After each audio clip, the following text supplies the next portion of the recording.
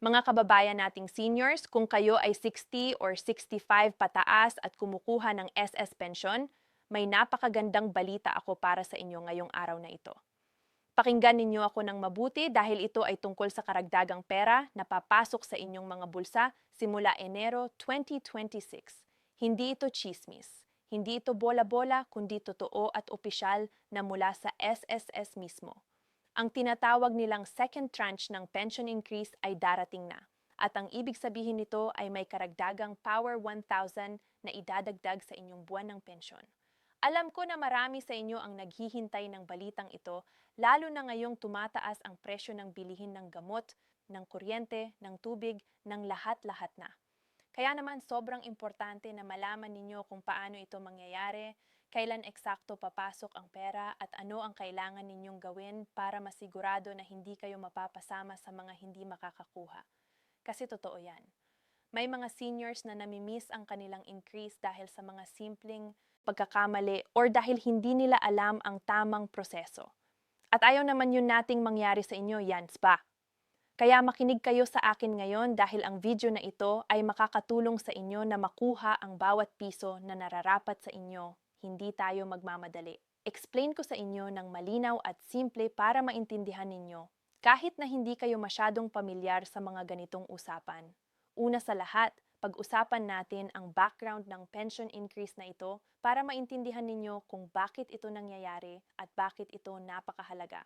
Noong 2020, nag-approve ang SSS ng isang pension increase na pa-tiers pero hindi ibinigay lahat ng POP 1,000 in one go. Ang ginawa nila, hinati nila ito sa dalawang parte or dalawang tranche.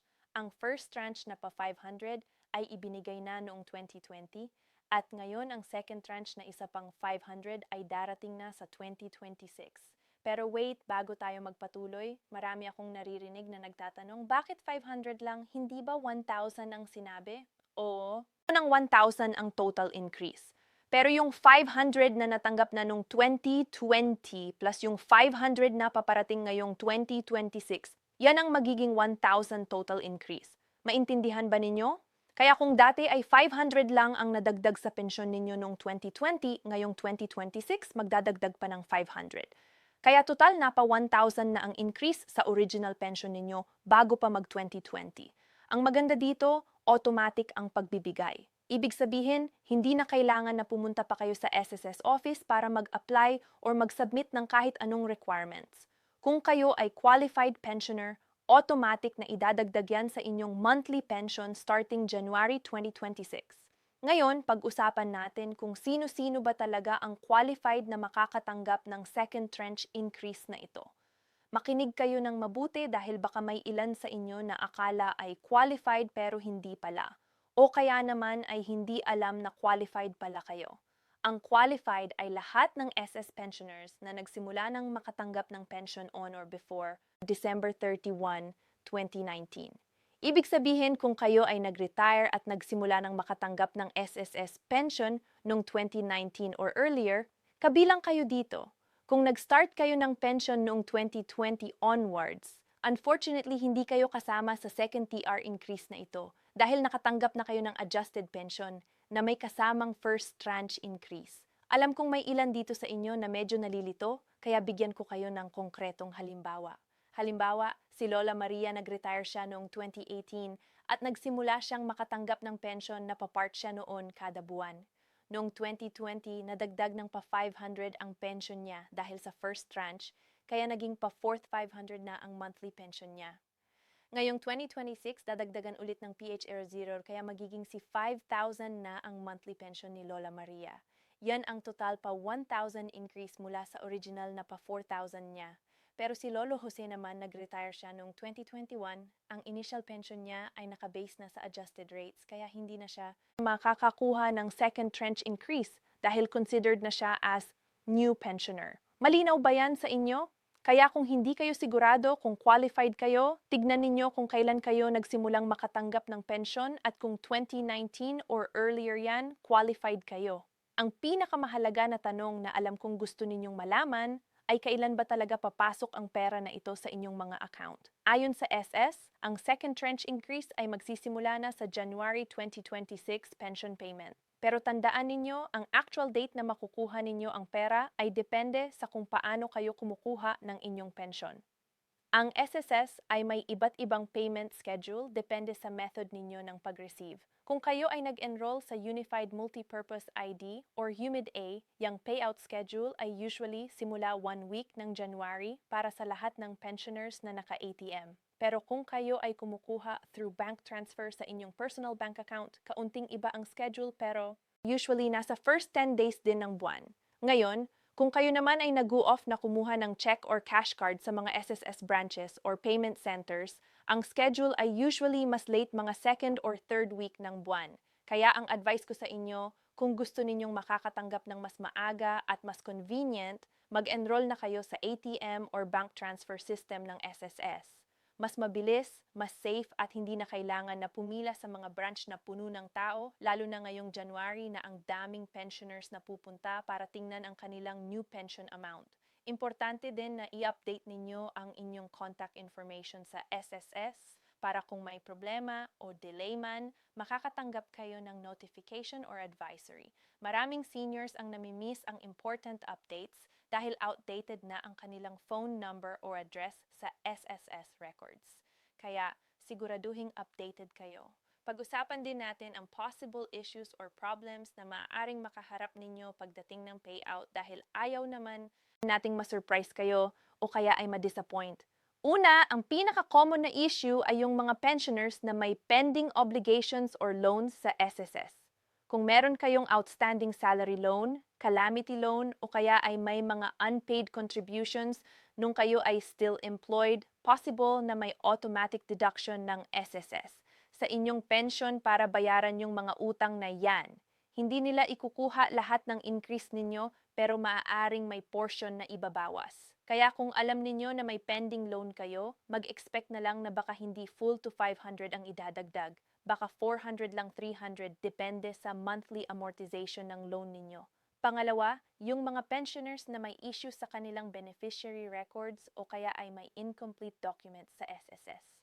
Minsan ang SSS ay nagre-require ng updated documents lalo na kung may mga changes sa civil status, address o beneficiary information.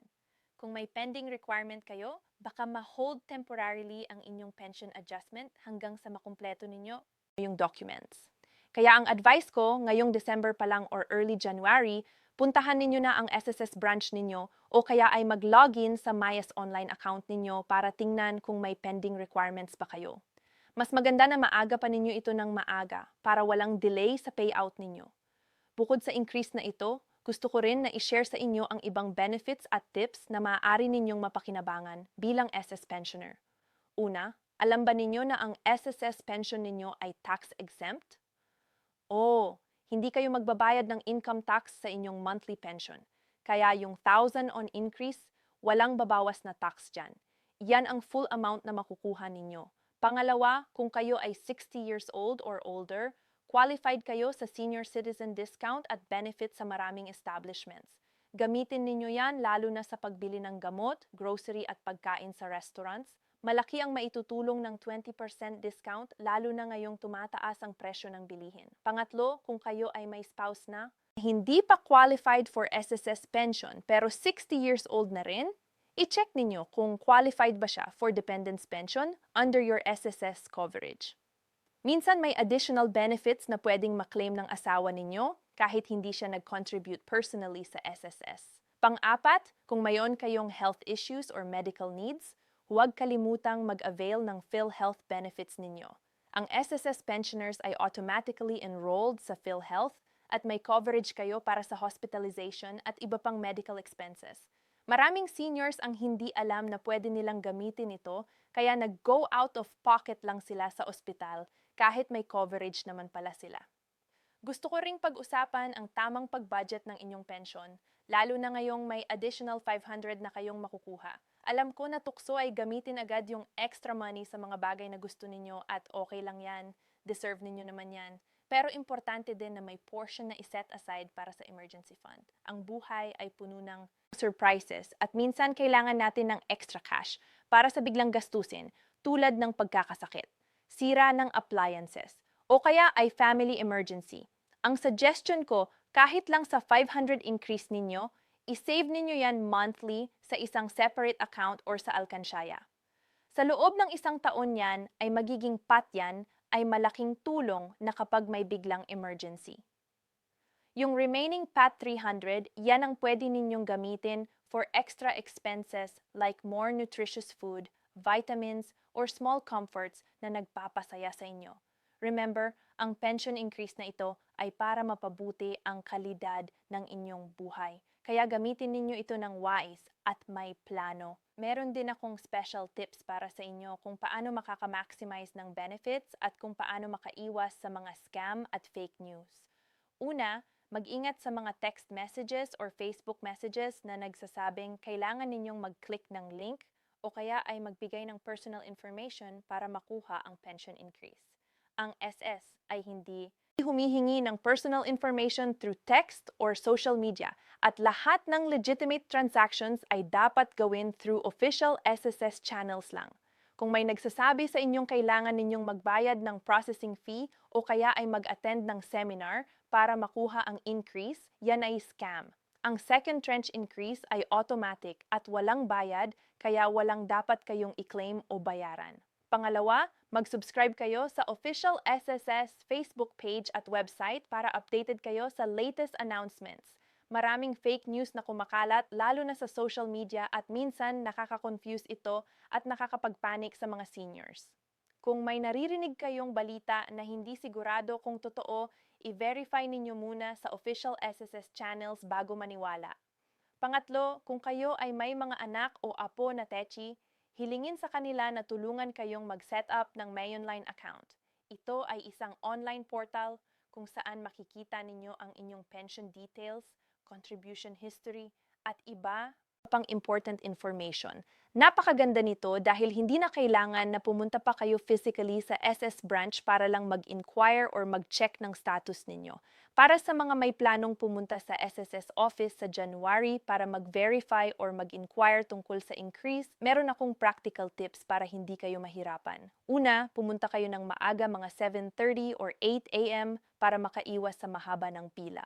Ang SSS branches ay nagsisimula ng operations mga 8 yarn AM at by 9 AM puno na yan ng tao lalo na ngayong January. Pangalawa, dalhin ninyo ang inyong valid ID, SSS ID or ID at kung maaari ay photocopy ng inyong latest pension slip or ATM card. Ito ay para mabilis lang ang verification kung sakaling kailangan. Pangatlo, kung kayo ay may senior citizen ID, dalhin din ninyo ito dahil may priority lane ang mga senior sa SSS offices kaya mas mabilis kayo makakakuha ng service. Pang-apat, kung hindi urgent ang inyong concern at pwedeng i-transact online or through hotline, gumamit na lang ng alternative channels para hindi na kayo papagod sa pag-commute at pagtayo sa pila. Ang SSS hotline ay 1455 o kaya ay 02155. At meron din silang email support sa ssinquiries.gov.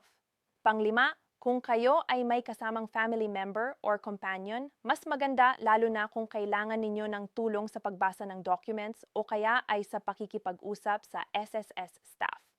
Sa pagtatapos ng video na ito, gusto kong i-emphasize na ang second tranche increase na ito ay isang blessings para sa lahat ng qualified SS pensioners. Ito ay recognition ng gobyerno na kailangan ninyong additional support lalo na ngayong challenging economic situation. Ang 500 na ito ay hindi malaki para sa iba, pero sa maraming seniors, ito ay malaking tulong na para sa araw-araw na pangangailangan. Kaya importante na malaman ninyo ang lahat ng detalye, maintindihan ninyo ang proseso at ma-maximize ninyo ang benefit na ito. Huwag kayong mahiyang magtanong kung may kayong maintindihan at huwag kayong mag-atubiling humingi ng tulong sa SSS staff, sa inyong mga anak or sa mga kaibigan ninyo na mas nakakaalam. Ang important ay handa kayo at alam ninyo ang inyong rights at benefits. Tandaan, ang pera na yan ay pinaghirapan ninyo through years of contributions nung kayo ay employed pa.